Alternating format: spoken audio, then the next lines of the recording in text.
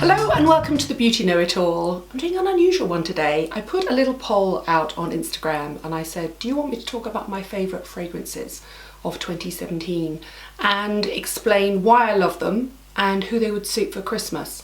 And most of you said yes, so here we are.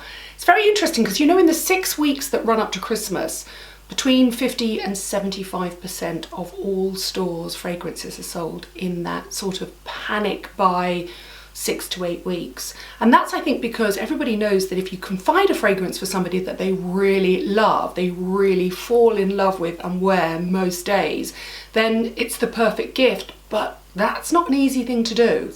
My attitude to fragrance is exactly the same as my attitude to skincare. It's about finding the ingredients that work for you.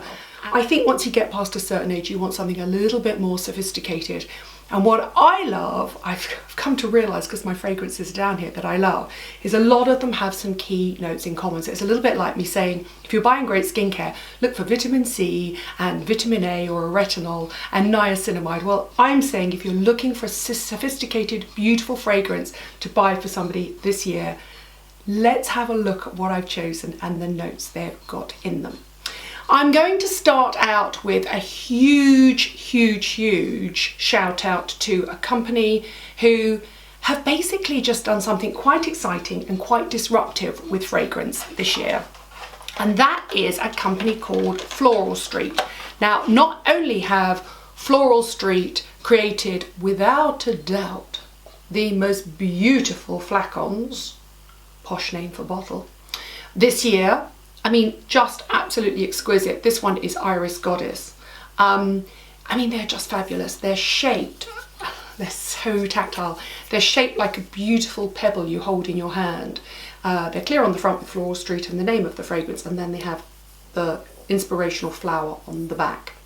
They're all £55, they're all eau de parfums, but what's clever about them is if you go into one of their stores, either in Harvey Nichols or in Covent Garden, but you can go online as well, you get greeted by somebody called a floralista, which is a sort of play on barista, and they take you through each of the 8 fragrances that have been launched, and it's very clever. Little things like the lighter the colour of the image in the back, the lighter the fragrance, the less silage it has. That's that sort of that impact when you first put it on. And then you go right the way through. Needless to say, I like some of the darker, more sexy, more sensual ones. And I really love Iris Goddess, to probably what is my all-time favourite note in fragrance, which is iris, which has, I like to describe it as, imagine if you found a vintage green suede glove or clutch bag, evening bag, lost in the forest. That's what iris smells like. It's soft and cool and nuzzly. It's not in your face. It doesn't scream or shout like patchouli or something like jasmine would. It's that sort of come hither and smell my neck smell. I really love it. It has similar qualities to vanilla but without the sweet sickliness. It's just absolutely elegant and beautiful. This one, which is my standout one, I mean there are 3 actually. There's a chypre one, an iris one and this one. I'd like to choose all 3 obviously. But this is Black Lotus. It's described as a rose in a leather jacket and it is saffron rose, musk, patchouli and leather, and it is really beautiful. In fact, this smells even better the next day, and I only realised that because I went out one evening wearing it, and when I woke up the next morning my wrists smelled amazing, and then I put my leather jacket on and I'd accidentally got some onto my leather jacket, and my leather jacket now smells delicious. What's clever about this company, if you're worried about buying a fragrance for somebody, is they have this. Look at that. That is a little sampler of all 8 fragrances, and it would make a beautiful, what I would call teaser gift. So if you're unsure of what to buy somebody for Christmas and you want to buy them a fragrance and you want them to fall in love with fragrance, if you buy that, which inside has 8 tiny little vials of their fragrances, and then you put a little sweet note in that says, choose the one you love and I will buy it for you. And that way you put the power back into the hands of the person that's actually receiving the gift. It's sort of like a little sort of scented gift certificate, but with so much more thought gone into it. I really love that. So that's my shout out to what is probably the most exciting scent retailer of the year. Let's move on. You'll not be surprised to hear that one of my favourite fragrances comes from Glossier. I did an entire review of Glossier this year, and I think it's a really clever, not really disruptive, it's a sort of slowly seductive makeup and skincare range. So the idea behind their products is it's your skin but better. So their skincare is about giving you the most beautiful, hydrated, happy, healthy skin you've got, and their makeup is all about blurring the line between skincare and cosmetics. And this is a little bit about what their fragrances are like. It comes in this really, what would you call that, sort of rubberized polystyrene box. And here's the bottle. So it's a little pink bottle, a flacon with a dent. So it's got a sort of dent in it so that when you use it, it doesn't spring out of your hand. So your thumb goes there, your finger goes on the top, and you smell it. And I really like it. It's not designed to be what I call a room rocker. If you got stuck in a lift with somebody wearing Glossier you would want to go up and nuzzle them. You wouldn't sort of stand there going, please God, let's reach the 3rd floor so I can get out. And we all know those fragrances. It's, you'll not be surprised to hear, iris based as well. It's designed to be your skin but better. And I went to a launch wearing this and everybody said, oh my God, your hair smells amazing. But actually it wasn't my hair, it was this. It is a combination of a powdery note, a musk, an iris. It's a nuzzle scent. And a lot of people have said it doesn't have a lot of longevity, but I think that's because, like one of the other fragrance groups I'm about to talk about, I think you get used to it and you wear it and it sort of becomes a second skin. If you are buying a fragrance for somebody this year and you want a guaranteed, oh my goodness, that's beautiful, I would wear that every day fragrance, Glossier You wins my award, and it's really reasonably priced as well. Let's move on. Should we be super disruptive? Cover your ears if you don't like swearing. This is Tom Ford's Fucking Fabulous. Tom Ford is always disruptive, but in an utterly sophisticated and chic way. It's one of his private blends, which means it's expensive, but this is for the iconoclast in your life. Somebody who obviously doesn't mind swearing in public. Could you imagine if you opened this on Christmas Day and your grandmother was in the house? It'd be wonderful. I obviously am an iconoclast. I have no problem swearing, although I tend not to do it online. This is, as usual, a very sexy, full-on fragrance. It has notes of clary sage and lavender, which makes it slightly fresh in the top notes, and it also makes it slightly sort of unisex, which is clever of him. But it's also got vanilla and tonka bean, which are both quite warm and powdery and soft. Almond, which makes it creamy. Cashmere, which is a wood that smells a little bit like cashmere, but it's cool. Again, I love nuzzly scents. When I smell somebody, I want to keep dragging them closer to me and smell this part of their neck. That's what this smells like. It's also got orris and leather. Orris is the root of the iris. I love it. It's called orris or iris butter often, and then it's got leather, and I do love leather notes as well. They're quite sophisticated notes, but I just think if you've got the money, that is the perfect disruptive thing to give to somebody on Christmas Day. Can I also tell you, the creative team behind this, not least of all Mr. Ford himself, launched this on the same day that Chanel launched Gabrielle, their biggest launch for 12 years. Way to grab all the headlines, Mr. Ford. Right, I'm getting quite a collection here, aren't I? Let's go on to a fragrance that I think would be perfect to give to anybody who you love and admire, but maybe you don't know the sort of fragrance they love. And in which case you go for something that comes in a box this colour. Because who doesn't want to get this box for Christmas? Obviously I'd love it to be dripping in diamonds, but this is Tiffany Co, their latest fragrance, and you'll not be surprised to hear it's got some iris in it as well. It's absolutely beautiful. It comes in the most beautiful box, and inside, this one actually has been personalised NB to me, which you can get done in store. It's been designed to look like a famous Tiffany diamond, and it is elegant and beautiful and pretty and timeless and classic, and it will not offend anybody.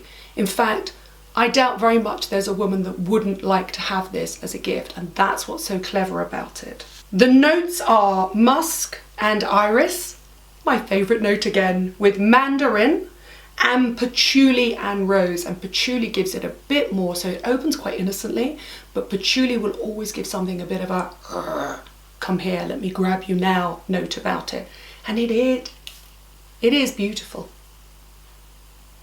It's quite cool, and it opens very irisy, and that makes it very elegant. It's sort of a little bit of a sort of beautiful slim prima ballerina about it, and then it dries down and it becomes slightly more floral and rose, and then it has this gorgeous, cool, elegant musk iris dry down. It's a genuinely lovely, elegant fragrance. You could give that to a grandmother, an aunt, a sister, a lucky mother, a mother-in-law. I mean, I do think that turquoise box can win you Christmas kudos any time of the year. People who know me well know that my all-time favourite perfumer is a gentleman called Guy Schoen, who again is a complete disruptor, and he created the famous eccentric molecule fragrances. And I don't know if you'd know those, but you should do. If you ever get the chance to go into a really good perfumery store somewhere like Liberty, then go and ask to smell all of the eccentric molecules. Often if I meet somebody and they smell absolutely delicious, I come up to them and I go, goodness, what are you wearing? And they always say Molecule 01, which is the original fragrance he created. And it is a single note. So you know that fragrances are supposed to be a collection of notes, top, middle, base notes. It's all a load of sort of, well, why has something always been done that way? It doesn't have to be done that way anymore. And when he created Molecule 01, it was one single molecule, and it was a man-made molecule called ISO-E Super, and he did it at 100%. Quite a few fragrances have 20 or 30%, he did it at 100%. And it's supposed to be a little bit like a fake human pheromone, and you smell it and it mixes with your skin and it creates its own unique chemistry, and I really love Molecule 01. And I also love Eccentric Molecule 01, which is essentially taking the one single ingredient, the ISO-E Super, and then mixing it with other notes to create a more traditional but still always elegant, cool, woody, never any fruits. Not that many flowers, to be honest, in any of these collections. Anyway, this year he launched Molecule 03, and that's the little travel one, and I love this flacon. It's metallic, it's a little travel case, look. Each of the molecules 01, 02, 03 and 04, this was launched earlier this year. They've since had an 04, by the way, which I think is fascinating. Has an individual note that stands out as its superhero note. And this one is a version of Vetiver. And if you love Vetiver, I mean, they're unisex. Giza doesn't believe that, you know, men or women should wear specific fragrances. Who says that a rose is feminine? Who says that vetiver is masculine? Anyway, this one is a vetiveryl acetate. So it's a distillation of vetiver, which is actually an Indian grassroot. Did you know that? It's so elegant. I have to say, I do find his fragrances err on the side of what is traditionally masculine, but I quite like that. This is not the Molecule 03, which would be the single vetiveryl acetate. This is the one that is mixed with a little bit of ginger, lime and orris. That famous iris again. I mean, buy the man in your life this. You will be nuzzling into the new year. It's absolutely beautiful. Also, if you know anybody that loves citrusy notes, but they want something a little bit more intelligent than a straightforward mandarin grapefruit, this is beautiful. By the way, the 04 is based on sandalwood. Again, exquisite.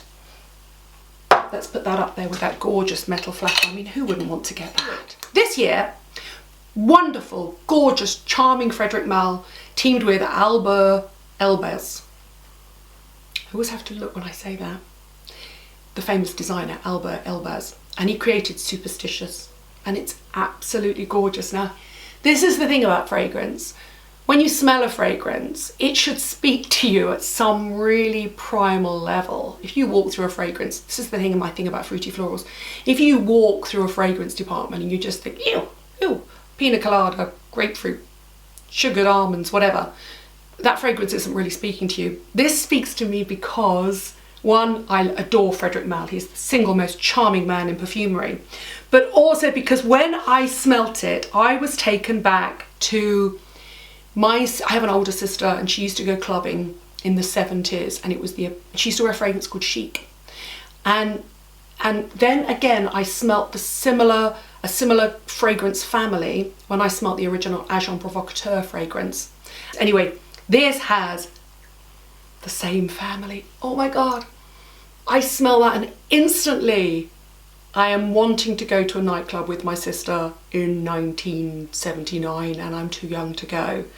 And it's very interesting. So it's an aldehyde, which is a man-made note, which Chanel is the most famous, Chanel No. 5 is the most famous aldehyde of all time. It's the sort of sparkling top note. You open it up and it sort of smells like freshly opened champagne. It sort of gives it a fizz, a sort of airy quality. And I can't quite work, I think it might be the incense, which would be right for the 70s, right? I'm trying to think of the note in this that they've also got in Agent Provocateur that they also had in this fragrance called Chic, which I'm convinced was probably just available from Boots at the time. I don't think it was the height of sophistication. Anyway, it's Jasmine Rose Vetiver Incense. I love the smell of incense. Have you ever been to Bali or Thailand and smelt their amazing temples where they burn the incense? Oh, heavenly, I love that smell. It's long lasting. It's got a heavy, sexy note. We're getting a little bit heavier now. We're getting a little bit more what I would call room rockery, but oh my goodness, I love this fragrance. If you're my age and you have anybody an older sister maybe, or if you're very young and your mum went clubbing in the 70s, buy her this fragrance if you can afford it. It's exquisite. Also, if you know somebody that likes the original Agent Provocateur, they're going to love that. They are absolutely going to love it. Look at my gorgeous fragrance collections. Right, let's do one more before my final all-time favourite fragrance launch of 2017. I have to say, I absolutely love Giorgio Armani Privé fragrances. We're getting super high-end there. These are really expensive. You'll not be surprised to hear this is one of my favourite because it's called Iris Celadon.